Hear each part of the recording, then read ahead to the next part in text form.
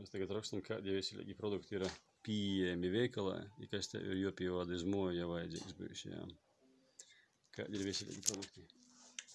Boršoni, tie kopūsti ir, burkoņi ir, bītis ir.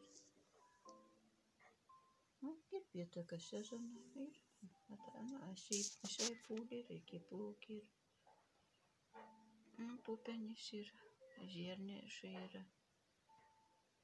Grikieši ir. Kādi grikieši? Grikieši pārsvarā. Es neesmu redzējis te zaļos griku. Jau redzēsim pēc zaļiem grikiem, kurus var dīdzēt. Pīna produkti. Griejums, bīspīns, pīns. Tā, nav pareizi. Sarakstā mums to nav. To nav, nē. Nav sarakstā, jā. Tad nekāda bīspīna, griejuma.